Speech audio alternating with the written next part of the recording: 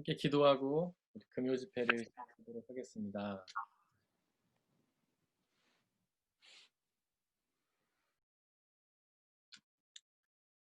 우리 아버지 되시는 하나님, 이 시간 우리와 함께 계시는 줄을 믿습니다. 우리가 온 마음과 뜻과 정성을 모아 하나님을 예배하게 하여 주시옵소서.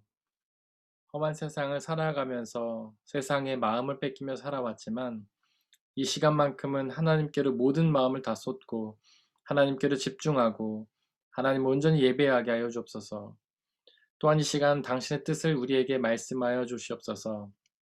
비록 저희는 어리석어서 하나님의 말씀을 듣고도 깨달을 능력이 없지만 성령 하나님께서 함께해 주시사 우리의 말씀을 알려주시고 깨닫게 하시고 믿어지게 하여 주시고 순종케 하여 주셔서 그 말씀 속에 있는 영원한 생명의 비밀을 저희가 받아 누리게 하여 주옵소서.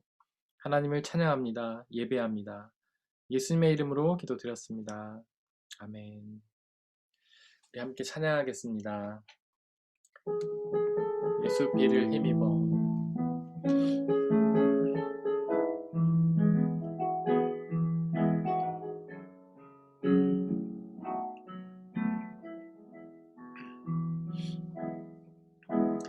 주의 보좌로 나갈 때에 어떻게 나가야 할까? 나를 구원한 주의 십자가 그것을 믿으며 가네. 주의 보좌로 나아갈 때 주의 보좌로 나아갈 때에 나 여전히 부족하나. 나를 품으신 주의 그 사랑 그것을 믿으며 가네. 자격 없는 내 힘이 아니 자격 없는 내 힘이 아니 오직 예수님의 보혈로 자격 없는 내 힘이 아니 오직 예수님의 보혈로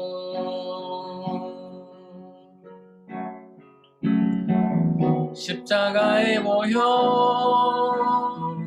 완전하신 사랑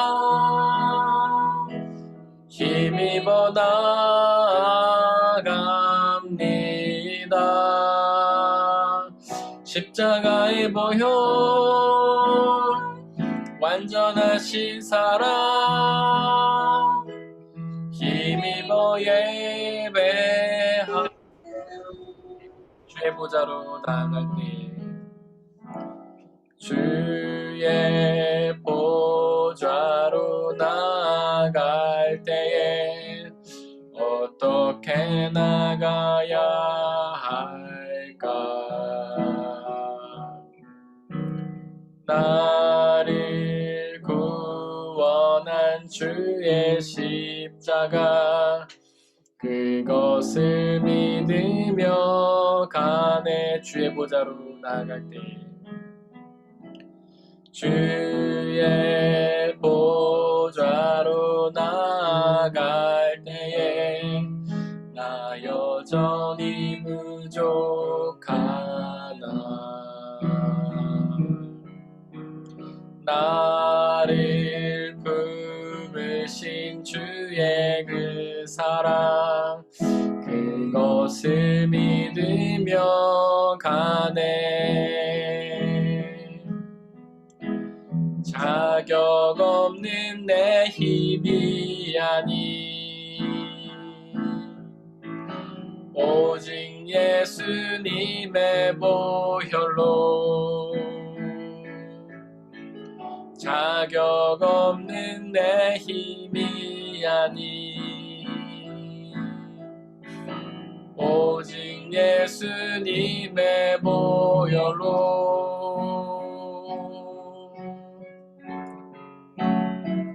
십자가의 보혈 완전하신 사랑 힘입어 나아갑니다.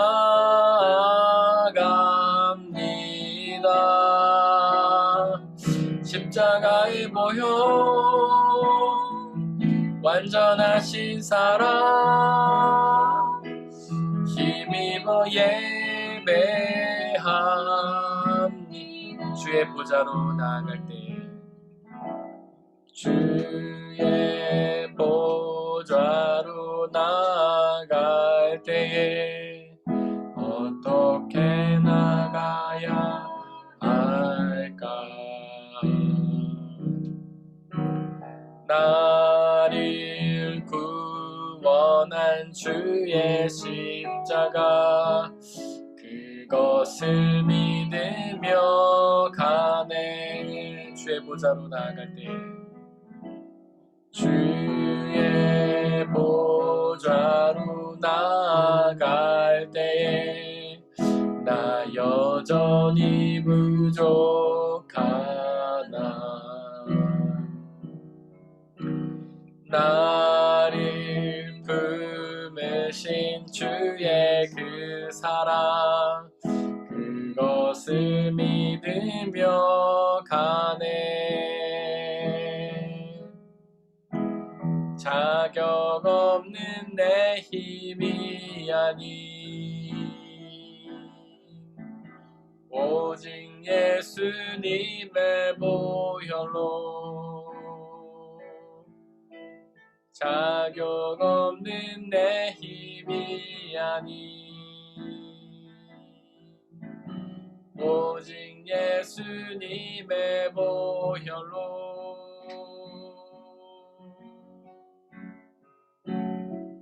십자가의 보혈 완전하신 사랑 힘입어 나아갑니다.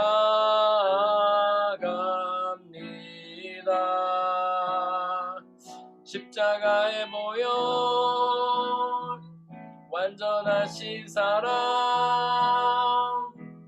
힘입어 예배함. 자격 없는 내 힘이 아닌 자격 없는 내 힘이 아닌 오직 예수님의 보혈로 자격 없는 내 힘이 아닌 오직 예수님의 보혈로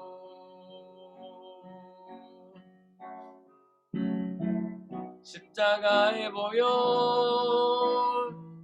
완전하신 사랑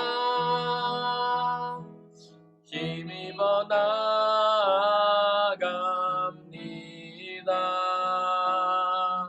십자가의 보혈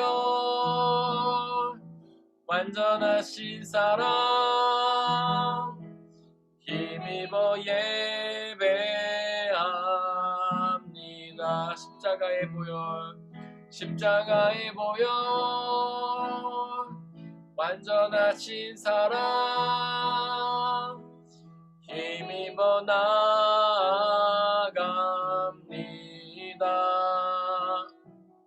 십자가의 보혈 완전하신 사랑 힘입어 예배합니다.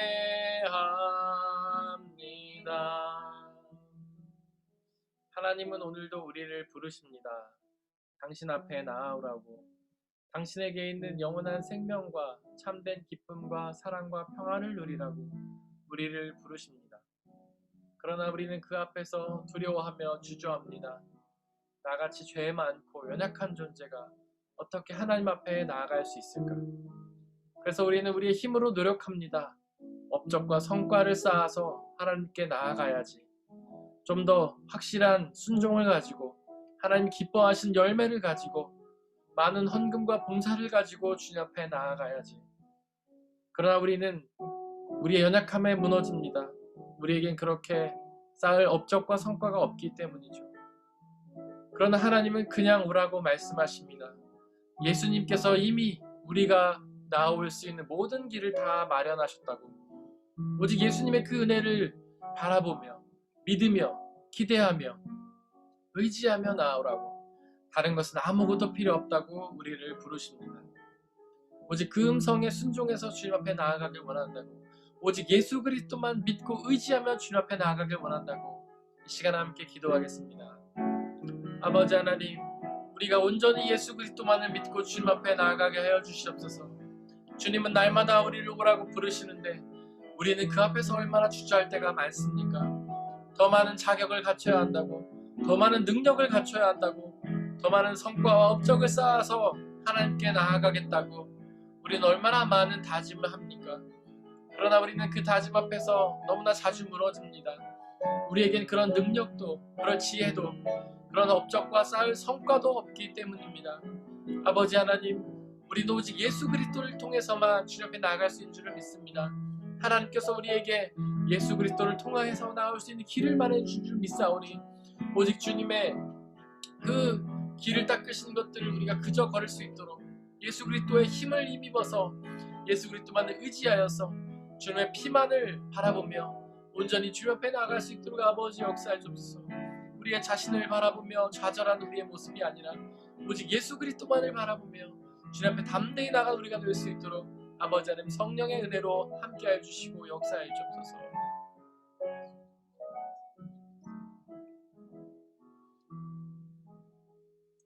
내 영혼이 은총 입어.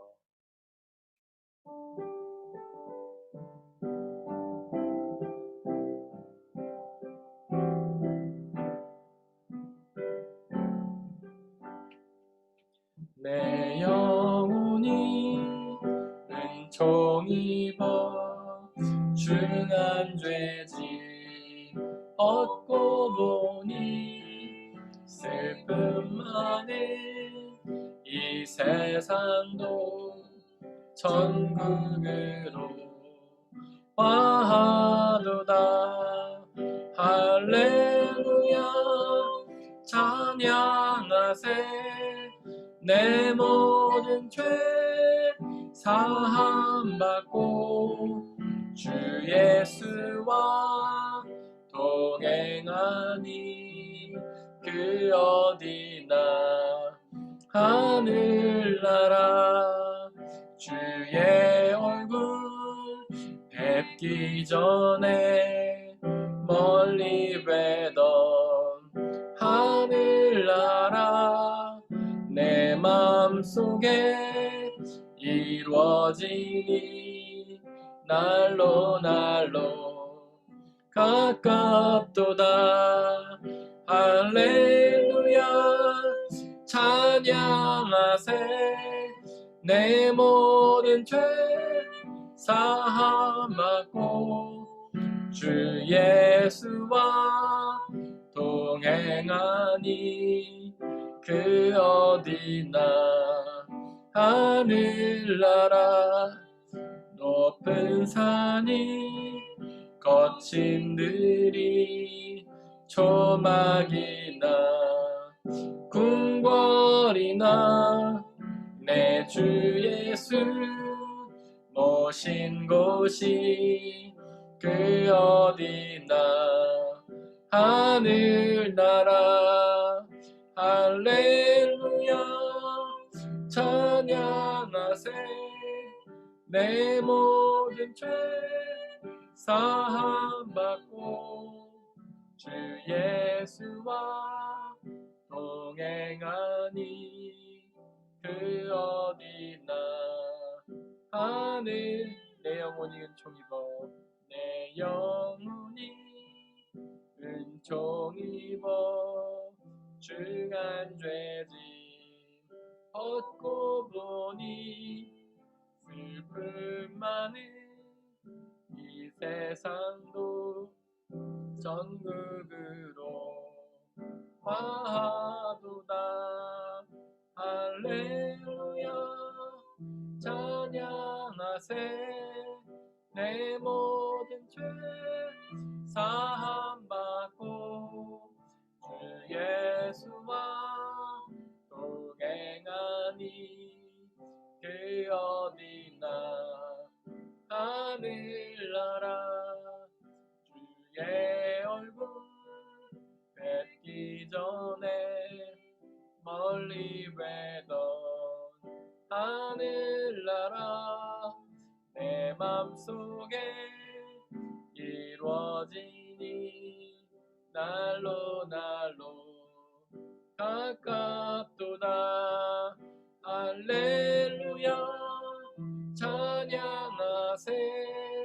내 모든 죄 사함받고 주 예수와 동행하니 그 어디나 하늘나라 높은 산이 거친 들이 조막이나 궁궐이나 내 주 예수 모신 곳이 그 어디나 하늘나라 할렐루야 찬양하세. 내 모든 죄 사함받고 주 예수와 동행하니 그 어디나 하늘나라. 나의 부르심 찬양하겠습니다.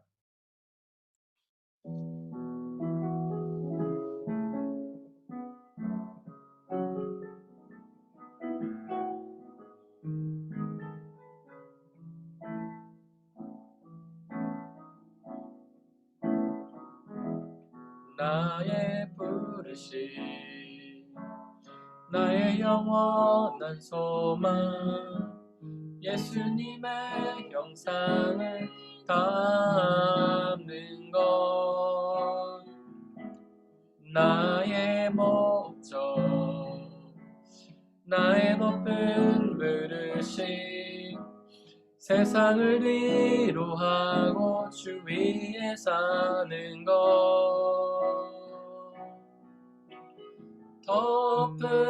덮으소서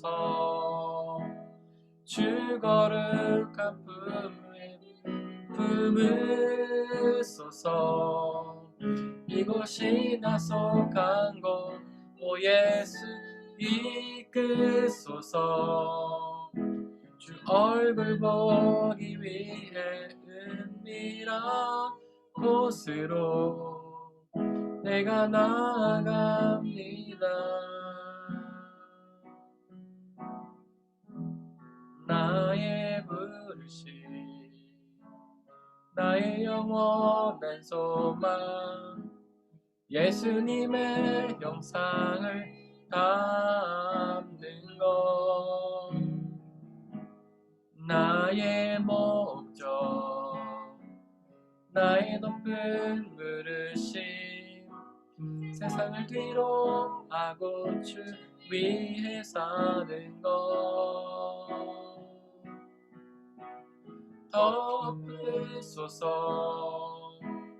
주 거룩한 품에 품으소서 이곳이 나 속한 곳 오 주 예수 이끄소서 주 얼굴 보기 위해 은밀한 곳으로 내가 나아갑니다. 나의 부르심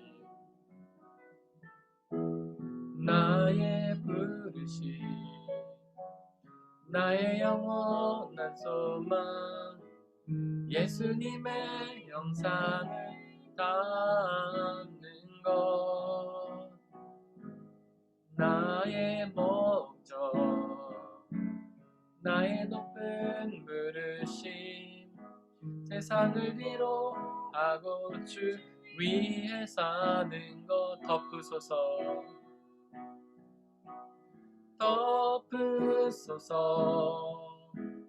주 거룩한 꿈의 품을 쏘서. 이곳이 나 속한 곳, 오 예수 이끄소서. 주 얼굴 보기 위해 은밀한 곳으로 내가 나아갑니다. 나의 부르심, 나의 부르심, 나의 영원한 소망, 예수님의 영상을 담는 것. 나의 목적, 나의 높은 부르심, 세상을 위로하고 주 위에 사는 나의 부르심, 나의 부르심, 나의 영원한 소망, 예수님의 영상을 담는 것. 나의 목적, 나의 높은 부르심, 세상을 위로하고 주 위에 사는 것. 이 시간 함께 기도하기를 원합니다. 우리의 유일한 소망이 오직 예수 그리스도를 담는 것이기를 원합니다. 우리의 삶이 세상의 가치를 모으고 세상에서 명예와 부를 누리는 삶이 아니라 우리가 원하는 것은 오직 주님을 담고 주님의 말씀에 순종하며 주님의 나라를 이루는 삶이 되기를 원합니다. 하지만 그것은 우리의 힘과 노력만으로는 되지 않습니다. 성령 하나님의 도우심으로만 가능합니다. 하나님께서 우리를 완전히 장악하시고 우리를 사로잡으시고 우리를 당신 가운데로 이끌어 가실 때에만 우리는 오직 주 예수 그리스도의 부르심에 응답하여 순종하며 살아갈 수 있습니다. 이 시간 성령의 충만함을 통하여 우리가 그렇게 예수 그리스도만을 의지하고 믿고 순종하는 삶을 살게 해달라고, 예수 그리스도만을 담는 삶을 살게 해달라고 이 시간 함께 기도하겠습니다. 아버지 하나님, 성령의 충만함을 우리에게 허락하여 주시옵소서. 하나님, 우리에게 마음은 원이로되 육신이 연약할 때가 얼마나 많습니까? 거룩한 소망을 품고 예수님을 닮겠다고 수많은 기도와 노력을 해보지만 우리가 실패하고 낙심할 때가 얼마나 많습니까? 아무리 마음에 다짐을 해도 며칠 지나지 않아서 실패한 우리의 모습을 봅니다. 그러나 하나님, 예수님을 닮아가는 것은, 주님의 뜻에 순종하는 것은 우리의 힘과 노력으로 되지 않는 것을 고백합니다. 오직 성령 하나님의 능력으로만 가능한 것을 고백합니다. 이 시간 간절하게 기도하오니 성령의 충만함으로 우리를 사로잡아 주시고 우리의 뜻과 의지와 노력이 아니라 오직 성령 하나님의 이끄심을 통하여 우리가 예수 그리스도를 닮아가며 주님의 말씀에 순종하는 삶을 살아갈 수 있도록 아버지 역사해 주옵소서. 매일의 삶 속에서 매 순간마다 성령의 도우심을 구하며 기도하며 나가게 해 주옵소서.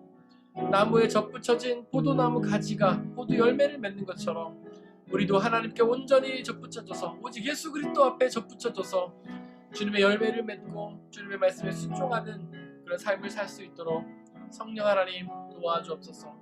성령 하나님, 우리에게 자비를 베풀어 주시옵소서.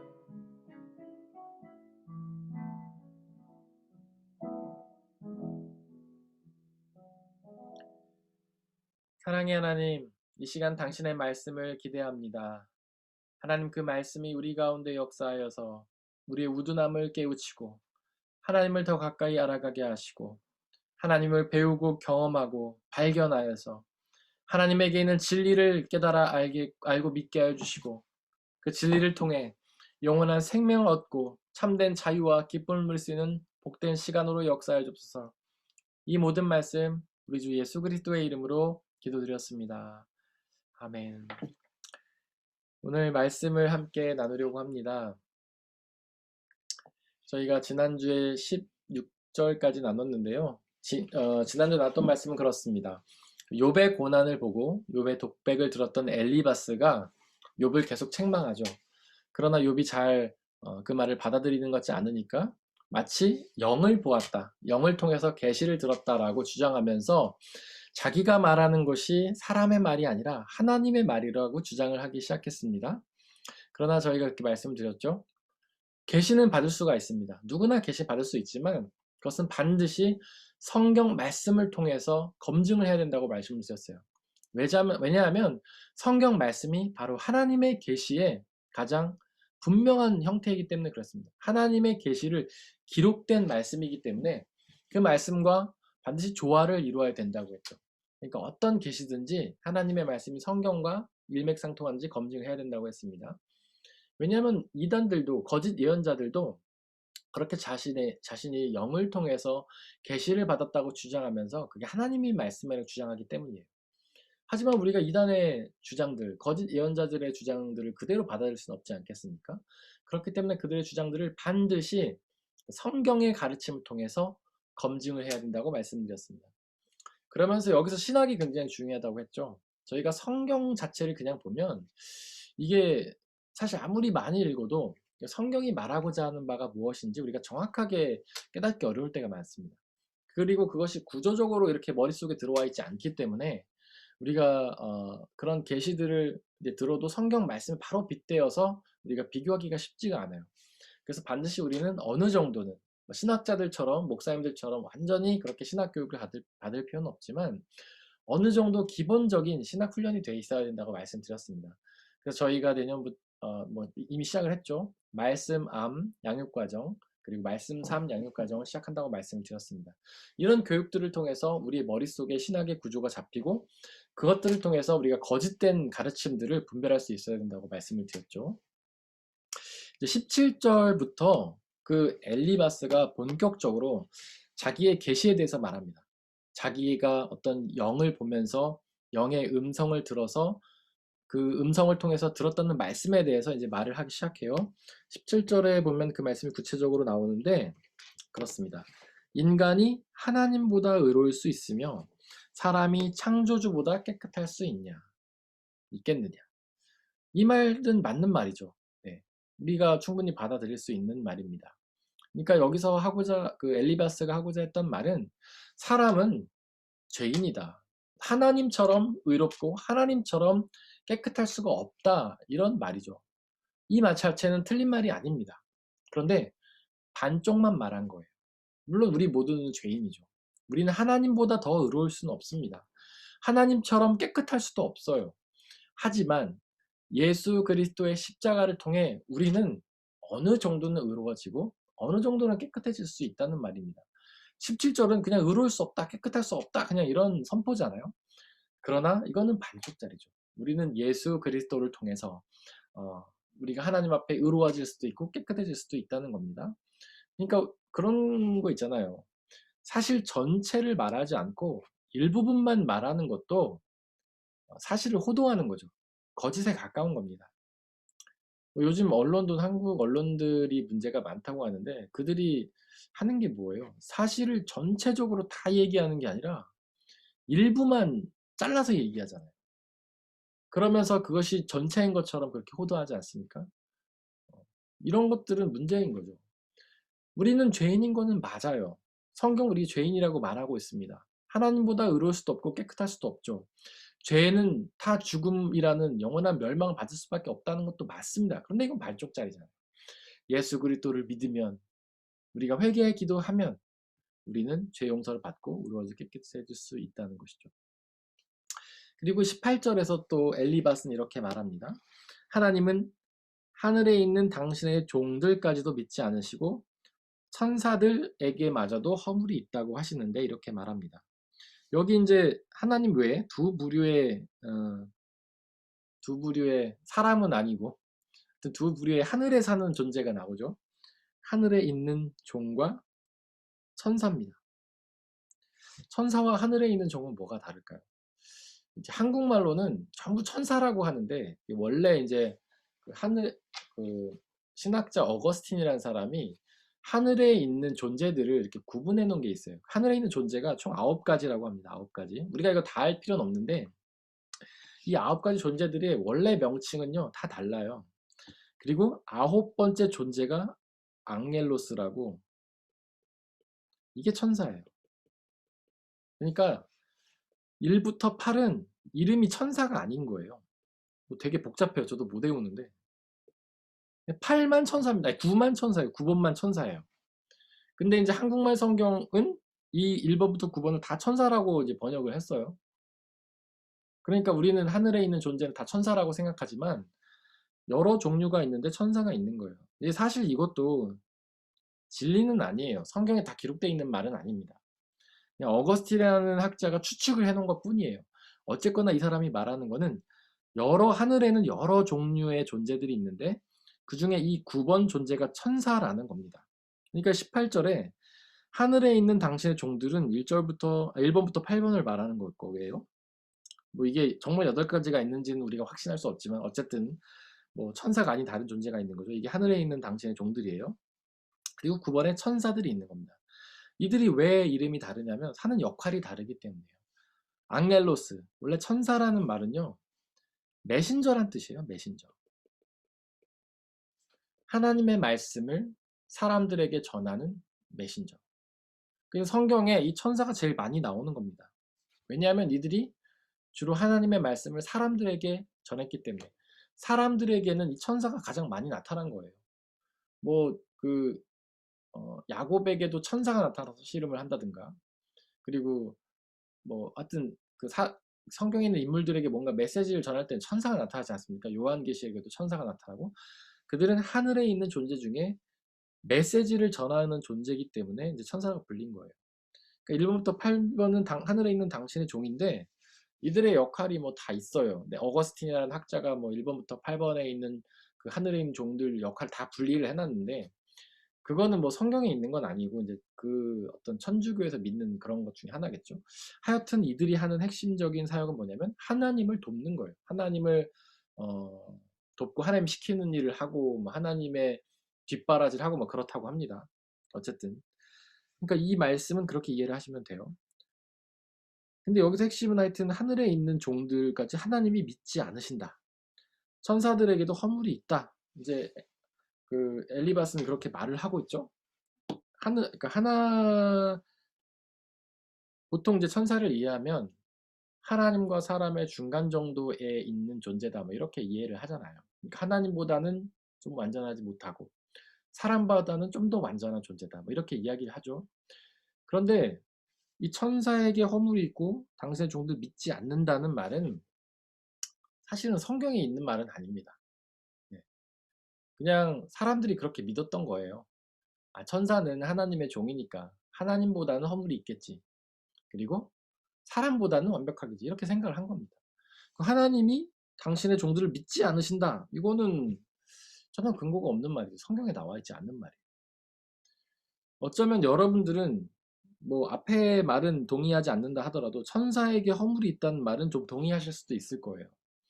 우리가 잘 알다시피 루시엘이라는 천사가 원래 있지 않았습니까? 이게 찬양을 담당하는 천사였다고 하죠. 이 천사가 타락을 해가지고 루시퍼가 되었다라고 우리가 알고 있습니다. 보통은. 근데 성경에 이게 있을까요? 성경에 없습니다. 성경에 없고요.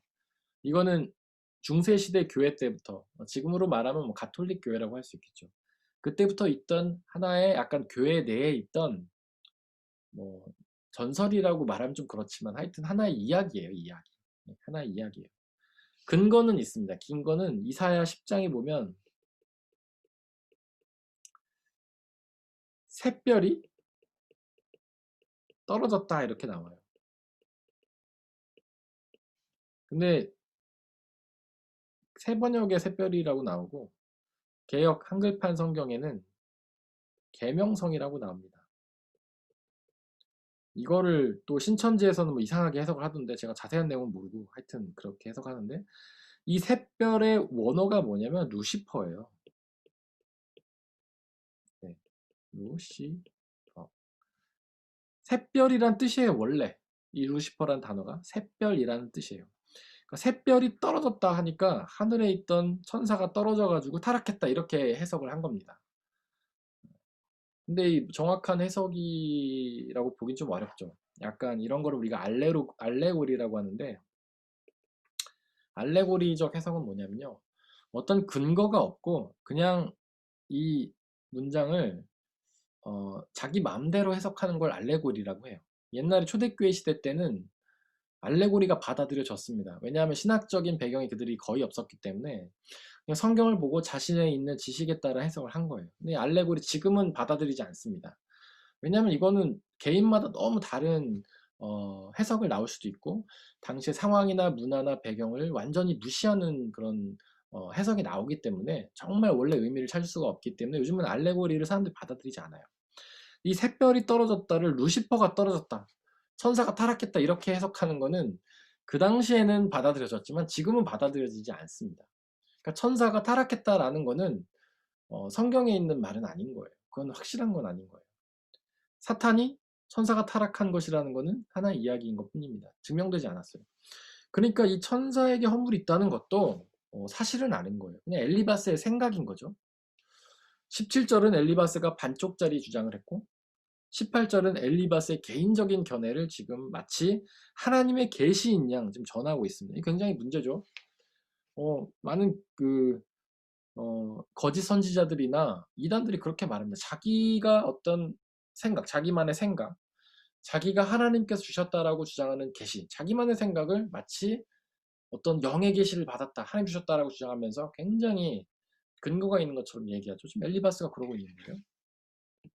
19절에 보니까 하물며 흙으로 만든 몸을 입고 티끌을 털어 잡고 하루살이에게라도 눌려 죽을 사람이겠느냐. 그러니까 천사도 허물이 있고 죄가 있는데 사람은 당연히 죄가 있지 않겠냐 이런 말을 하는 거죠.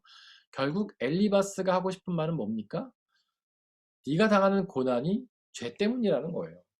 그러니까 이렇게 죄를 강조하는 거죠. 천사도 그러니까 17절에 인간은 하나님보다 의로울 수가 없고 18절에서 천사들도 죄가 있는데 너가 죄가 없겠니?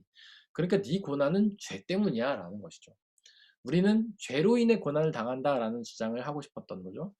제가 앞서서 여러 번 얘기했지만 욥의 고난이 죄 때문이라는 주장은 틀린 거라고 말씀드렸죠. 왜냐하면 욥기서 1장에서 하나님이 욥은 완전한 의인이다라고 말씀하셨기 때문에. 그러니까 죄가 없다는 뜻이 아니라 죄가 있지만 그가 회개하고 용서받아서 완전한 의인이 된 거예요. 그러니까 그가 당하는 고난은 죄 때문일 수가 없죠. 죄는 이미 다 용서받았기 때문에. 그러니까 엘리바스가 하려고 하는 주장은 뭐 이 말만 보면 맞는 말처럼 들리기도 하지만 성경 전체의 가르침, 복음이라는 메시지, 예수님을 믿음을 용서받는다는 복음이라는 메시지랑은 상충되는 거예요. 만약에 이 사람의 엘리바스의 주장이 맞으려면 이 세상 모든 사람들이 다 엄청난 고난을 받아야 되지 않습니까? 물론 많은 사람들이 각자 나름의 고난을 받긴 하죠. 근데 모든 사람들이 다 욥 같은 고난을 당하진 않잖아요. 욥처럼 모두 자녀를 잃고 재산을 다 잃고 집을 잃고 가족이 다 떠나가서 쓰레기더미에 앉아가지고 사람들의 비난과 조롱을 받지는 않잖아요.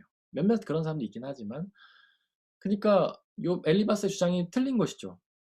모든 사람들이 죄인이고 그로 인해 고난을 받아야 된다고 그가 주장했던 모든 사람들이 고난을 받았어야 하는 거 아니겠습니까? 20절, 21절 말씀 한번 또 보겠습니다. 사람은 아침에 살아있다가도 저녁이 오기 전에 예고도 없이 죽는 것. 갑자기 죽는다는 것이죠. 별 수 없이 모두들 영원히 망하고 만다. 이렇게 말했어요. 그러니까 엘리바스가 하고 싶은 이야기는 뭐냐면 죄 때문에 고난도 당하지만 죄 때문에 죽는다고 말하고 싶은 거예요. 성경에 이런 말이 있죠. 로마서에. 죄의 싹은 사망이다 라고 되어 있죠. 그러니까 모든 사람이 죽으니까 이제 엘리바스가 하는 말은 모든 사람이 죽으니까 다 죄인이야 이 얘기를 하고 싶은 거죠. 근데 이것도 아까 17절 말씀과 똑같이 반쪽짜리인 겁니다. 모든 사람이 죄인이기 때문에 죽는 건 맞지만 예수 그리스도를 믿고 용서를 받으면 부활을 하잖아요. 부활. 엘리바스의 주장은 죽음만 강조하고 부활을 외면하는 반쪽짜리 주장인 것입니다. 사실 이런 시각을 많은 사람들이 갖고 있어요. 그러니까 죽음이 고난의 결과라는 것이죠. 그래서 누군가 죽으면 되게 안타까워하지 않습니까? 왜냐하면 고난의 결과이기 때문에. 게다가 죽음은 영원한 멸망, 끝이라고 생각하니까. 누군가 죽으면 굉장히 슬퍼하잖아요. 왜냐면 그게 끝이라고 생각하니까. 그냥 평생 고생하다가 끝난 거라고 생각하잖아요. 그러나 성경은 죽음이 끝이라고 말하지 않습니다. 죽음은요, 관문이에요, 관문. 다음 세상으로 가는 관문입니다. 죽음은 문이에요, 문. 이 죽음을 당하면 이 문을 통과해서 어디론가 갑니다. 성경은 두 군데로 간다고 말하죠. 지옥. 이거는 영원한 죽음이에요. 이건 정말 끝이죠. 이게 끝이죠. 그 다음에는 천국이죠. 하나님 나라. 이거는 영원한 생명입니다. 하나님을 믿지 않는 사람들에게는 죽음이 끝이 맞아요. 그들은 영원한 죽음을 당하니까요. 그러나 하나님을 믿는 사람들에게는요, 죽음은 끝이 아니에요. 영원한 생명으로 가는 관문일 뿐입니다. 그러면 우리에게 죽음이 두려운 것일까요? 아니면 기다려지는 걸까요? 기다려지는 것이죠. 영원한 생명, 하나님의 나라는 이 세상보다 훨씬 더 좋은 곳이잖아요. 완전한 기쁨과 평안과 자유와 행복이 있는 거잖아요. 여러분들이 지금 평생을 살면서 가장 기뻤던 순간 한번 떠올려 보시길 바랍니다. 굉장히 기뻤을 거예요. 너무너무 기뻤겠죠. 그러나 그 기쁨이 오래가지 않는다는 거죠. 뭐 채 몇 시간도 안 갈 수도 있습니다. 너무 기쁘다가도 기분 나쁜 일 딱 만나면 다 잊어버리고 짜증이 확 나지 않습니까? 우리의 기쁨은 너무 순간이에요. 그런데 하나님 나라는요, 영원히 그리고 완전한 기쁨이 있는 곳이에요. 슬픔이 없고 아픔이 없고 절망이 없고 완전한 기쁨이 있는 거예요. 여러분들이 지금까지 누렸던 그 어떤 기쁨보다 더 완전하고 영원한 기쁨을 누리는 곳이에요. 어떤 분들은 하나님 나라 가면은 최고급 차를 타고 명품백을 맨날 들고 다니고 맛있는 거를 맨날 먹고 아무리 맛있는 걸 먹어도 살찌지 않는 그런 곳이 하나님의 나라다. 그다음에 가장 좋아하는 뭐 운동을 막 하고 이렇게 상상하시는데 하나님의 나라는 이 세상의 생명체계가 다른 곳입니다. 이 세상의 기쁨 누리는 곳이 아니에요. 그런 기쁨도 금방이잖아요. 명품백 사도 잠깐만 기쁘고 오래 기쁘지 않잖아요. 다이아를 사도 몇 번 보다 보면 질리지 않습니까? 전 안 사봐서 잘 모르지만 어쨌든 뭐 저 같은 경우에는 제가 좋아하는 뭐 어떤 전자기계를 사도 몇 분 있으면 한두 시간 있으면 금방 기쁨이 사라지잖아요. 남자분들 공감하실 거예요. 여자분들도 마찬가지고. 어쨌든 이 세상의 기쁨은 그렇게 완전하지 않은 것이에요. 하나님의 나라에서 그렇게 완전하지 않은 기쁨을 누릴 리가 없습니다. 하나님 나라는 영원하고 완전한 기쁨이에요. 그렇게 좋은 곳으로 가기 때문에 우리는 죽음이 기다려지는 거예요. 물론 누군가 죽음을 당했을 때 뭐 그들의 가족들에게 가서 죽음은 하나님 나라로 가는 관문이니까 오히려 기뻐하자 이렇게 말하는 것은 조금 지혜롭지 않을 수 있어요. 오히려 그들은 그래도 슬프니까 헤어짐이라는 건 슬프니까 어쨌든 당장은 못 보는 게 슬프잖아요. 그러니까 그들의 슬픔과 같이 위로해주고 격려해주고 그리고 나중에 뭐 기회가 됐을 때 그렇게 말해주면 좋겠지만 어쨌거나 우리 그리스도인들은 죽음을 기다리는 사람들입니다. 우리가 정말 죽음을 기다립니까? 여러분들은 죽음을 기다리세요? 오늘 죽어도 여한이 없으세요? 아니 오히려 죽고 싶으십니까? 정말 그렇게 죽음을 소망해야 우리는 온전한 믿음을 갖고 있다고 말할 수 있어요. 우리는 아직 죽음을 두려워하고 죽음을 거부한다면 우리는 더 성숙한 믿음을 가져야 된다는 겁니다. 죽음은 하나님 나라로 가는 관문이기 때문에. 21절에서 엘리바스는 또 사람은 그냥 죽고 그 줄이금끔 지혜를 찾지 못하고 죽어간다. 똑같은 말이에요. 영원히 망한다는 뜻이죠. 죽음은 끝이라는 겁니다. 영원한 생명, 부활의 복음에 대해서 알지 못하는 어리석은 주장이라고 할 수 있어요. 그러니까 엘리바스의 주장은 그냥 이 말만 딱 들었을 때는 굉장히 맞는 말 같은데 반쪽짜리 주장이고 또 근거 없는 주장이기 때문에 엘리바스의 주장은 온전한 예언이 아니다. 이 사람이 봤다는 영을 통해서 봤다는 그런 예언. 이것이 참된 예언이 아니다. 거짓 예언이다라고 우리는 말할 수 있습니다. 성경에 보면 거짓 예언자가 많이 나오죠. 이제 아모스 시대에는 아마샤라는 사람이 있습니다. 거짓 예언자예요. 예레미시아 때에는 하나냐라는 사람이 있습니다. 이들이 거짓 예언자인 걸 어떻게 아냐면 아마샤는 아모스랑 전혀 다른 예언을 했어요. 서로 다른 예언을 했어요. 둘 중 하나는 틀리죠. 서로 다른 예언을 하니까. 하나냐도 예레미야와 다른 예언을 했어요. 둘은 이제 비슷한 예언을 하긴 했는데 이 둘도 비슷한 예언을 했고, 아모스와 예레미야는 무슨 예언을 했냐면 이스라엘이 곧 망할 것이다. 이방 나라에 의해서 망할 것이다. 바벨론이라는. 왜냐하면 하나님을 섬기지 않기 때문에, 하나님을 믿지 않기 때문에 나라를 잃게 될 것이다. 그리고 이방 나라에 포로로 가게 될 것이다. 예레미야는 그렇게 선포를 해요. 하나냐는 반대로 얘기해요. 아니죠. 제가 잘못 얘기했습니다. 예레미야는 바벨론이 이미 포로가 되어 있는데 포로에서 벗어나지 못할 것이다 이렇게 얘기해요. 400년 정도 더 통치를, 그러니까 앞으로도 계속 통치를 당할 것이다 이렇게 얘기를 해요. 하나냐는 지금 당장 포로에서 벗어날 것이다 이렇게 예언을 합니다. 서로 완전 다른 얘기죠.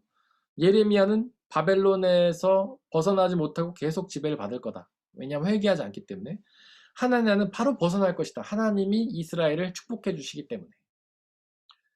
우리는 알죠. 누가 참 예언자고 누가 거짓 예언자인지. 당연히 예레미야가 참 예언자고 하나냐가 거짓 예언자죠. 근데 당시의 사람들은 누가 예언을 더 좋아했을까요? 하나냐의 예언을 더 좋아했습니다. 그리고 예레미야가 예언할 때는 그의 수염을 뽑고 뺨을 치고 침을 뱉고 욕설을 하고 닥치라라고 얘기를 했어요. 아모스도 마찬가지예요. 비슷한 대우를 받았어요. 사람들은 거짓 예언자의 소리를 더 좋아한다는 거예요. 왜냐하면 거짓 예언자들은요, 하나님에게 관심이 없어요. 하나님의 뜻에 관심이 없어요. 자신이 누릴 어떤 그것에 관심이 있는 거예요. 그래서 요한복음 10장 10절에서 예수님 그렇게 말씀하셨습니다. 그러니까 사꾼 목자, 도둑은 사꾼 목자는 다만 훔치고 죽이고 파괴하러 오는 것뿐이다. 하지만 나는 선한 목자인 예수님은 생명을 얻고 또 넘치게 얻게 하려고 왔다. 그러니까 이런 거짓 예언자들은 삭세에 관심이 있다는 거예요. 삭이 뭡니까? 돈이잖아요, 돈. 많은 사람들이 자기를 따르면요, 그들이 헌금도 많이 하고 막 그럴 거 아닙니까? 돈을 많이 버는 거예요. 그래서 거짓 예언자들은 사람들이 듣기 좋아하는 예언을 하는 겁니다. 그러나 하나님의 사람들은요, 이 삭kit에 관심이 있는 게 아니라 생명에 관심이 있어요. 생명. 이스라엘 사람들의 생명, 구원을 얻는 것. 그러니까 그들에게 빨리 회개하고 주님께 돌아오라라고 회개를 촉구했던 것 아닙니까? 예수님 시대에도 거짓 예언자들이 있었어요. 누구냐면 바리새인들. 이들은요, 율법주의를 주장했어요. 율법을 강조했어요. 율법을 지켜야 하나님 기뻐하신다라고 얘기를 했어요. 율법을 지키는 게 뭐냐면 주로 교회 와서 헌금하고 제사 드리고 봉사하고 이런 거예요. 교회 와서 그러니까 교회 들어올 때 성전세도 받고 헌금도 받아요. 그리고 그 사람들이 제사 제물을 바치면 이걸 팔아서 돈을 받고 엄청나게 돈을 벌었던 거죠. 율법을 강조했던 이유가 다 이것 때문이에요. 돈을 벌기 위해서. 그러니까 삭슬 얻으려고 했던 거지. 바리새인들 다 거짓 예언자들. 그리고 루터 시대에 중세교회 이들은 면죄부를 팔았잖아요. 면죄부가 성경에 있는 내용입니까? 아니죠. 전혀 없죠. 성경에는 면죄부를 사면 구원 얻는단 말이 없어요. 그러나 중세교회는 면죄부를 사면 너희 죄가 용서받는다라고 거짓 예언을 했어요. 왜냐하면 삭 때문이죠. 거짓 예언자는 삭 때문에 일하는 사람들입니다. 요즘에도 거짓 예언자들이 있죠. 이단들, 신천지. 그들이 거짓 예언하는 목적이 뭡니까? 성도들 많이 늘려가지고 돈 받으려고. 부자가 되려고 그런 거 아니겠어요? 그 이만희의 재산이 엄청나게 많다고 하잖아요. 그러나 정말 참 예언자는 돈이 아니라 생명을 위해서 사역하는 사람들입니다. 예수님도 돈에 관심이 없죠. 성전 뒤엎으셨고 사람들이 영원한 생명을 위해 복음을 전했잖아요.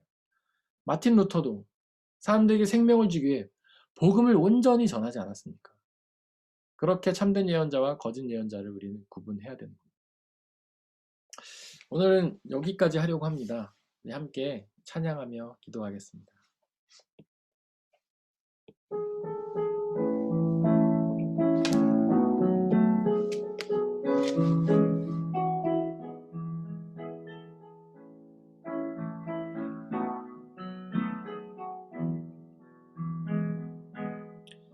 예수 내 생명, 예수 내 노래, 날 위해 오신 하나님 사랑, 구원의 능력, 위로의 음성, 치료의 손길, 주를 만지네. 예수의 사랑 내 안에, 예수의 위로 내 안에, 예수의 평안 내 안에 임하소서. 십자가 은혜 이곳에, 부활의 능력 이곳에, 하나님 영광 이곳에 임하소서. 예수 내 생명, 예수 내 생명, 예수 내 노래, 날 위해 오신 하나님 사랑, 구원의 능력, 위로의 음성, 치료의 손길, 주를 만지네. 예수의 사랑 내 안에, 예수의 위로 내 안에, 예수의 평안 내 안에 임하소서.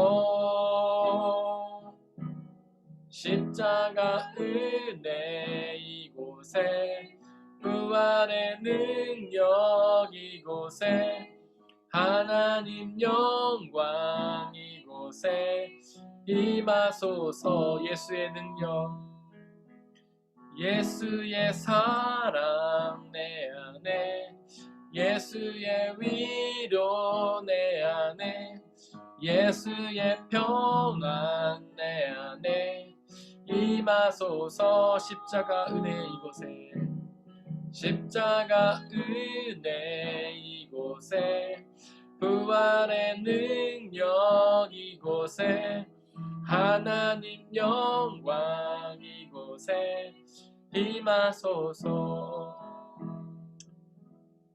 우리 잘못된 가르침들은 성경 전체의 가르침을 전하지 않고 일부만을 전합니다. 엘리바스가 마치 우리의 죄에 대해서만 말한 것처럼, 죄로 인해 우리 모두가 멸망당한다고 말했던 것처럼, 거짓 예언자들은 주로 죄를 강조합니다. 우리의 죄책감을 강조하고, 우리를 억압하고 눌러서 헌신을 강요하고 삭슬 떨어내기 위함입니다. 그러나 예수 그리스도께서는 죄를 용서하셨고, 죄와 죽음을 이겨낸 부활을 선포하셨습니다.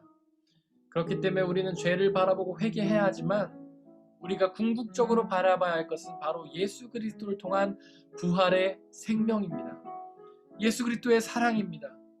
예수 그리스도의 말씀입니다. 오직 그분의 말씀에 더 집중하면서 우리가 그 생명에 받아 누릴 때에 그 복음을 주시는 참된 기쁨과 은혜를 누리며 나아갈 수 있습니다. 이 시간 우리가 죄만을 바라보는 것이 아니라 바로 부활의 생명을 바라보고, 그 부활의 생명이 주시는 참된 영원한 생명과 기쁨을 받아 누리게 해달라고 이 시간에 함께 기도하겠습니다. 아버지 하나님, 우리가 거짓 예언자들의 가르침에 현혹될 때가 얼마나 많은지요. 거짓 예언자들은 우리의 죄를 강조합니다. 우리의 죄를 강조해서 죄책감을 자극하고 종교에 더 몰두하게 만들고 삭슬 받아내려고 우리를 억압합니다. 그러나 하나님, 우리의 죄는 이미 예수 그리스도의 십자가 앞에서 용서받았음을 고백합니다. 우리의 죄는 이제 사라지고 없습니다. 우리는 예수 그리스도께서 이루신 영원한 생명, 부활의 생명을 약속받은 참된 자유인입니다. 참된 자유와 평안을 누리는 기쁨의 사람들입니다. 아버지여, 더 이상 우리가 죄의 속박을, 하나님 죄의 속박 가운데 있지 아니하고 하나님 예수 그리스도께서 주시는 영원한 생명과 부활의 자유를, 부활의 기쁨을 누리며 나아갈 수 있도록 아버지 역사해 주옵소서. 매일의 삶 속에서 하나님이 주시는 참된 생명과 기쁨을 받아 누리는 우리가 될 수 있도록 아버지 하나님 역사해 주시고 은혜 내려 주시옵소서. 성령 하나님 이끌어 주시고 인도하여 주시옵소서. 아버지 하나님, 우리는 원래 죄인이었지만 당신의 아들 예수 그리스도를 이 땅 가운데 보내어 주시고 십자가에 달려 죽게 하시고 부활하게 하셔서 우리 모든 죄를 사하여 주시고 영원한 생명을 주셨음을 믿음으로 고백합니다. 그러나 사단은 끊임없이, 거짓 예언자들은 끊임없이 우리의 죄를 들추어냅니다. 우리는 여전히 죄인이라고 죄책감을 심습니다. 우리의 죄가 아직 용서받지 못했다고, 죄를 용서받으려면 더 많은 정성을 들여야 된다고, 더 많은 성과를 쌓고 더 많은 헌금과 봉사를 해야 된다고 우리에게 거짓된 예언을 합니다.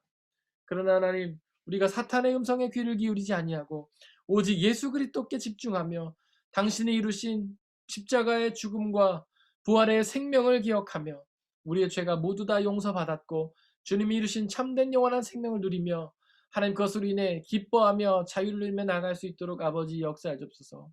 성령 하나님 지금부터 영원토록 우리와 함께 해주시며 그 복음이 주시는 참된 기쁨과 자유와 구원의 은혜를 날마다 누리며 살아갈 수 있도록 우리에게 역사하여 주시옵소서. 이 모든 말씀 우리 주 예수 그리스도의 이름으로 기도드렸습니다.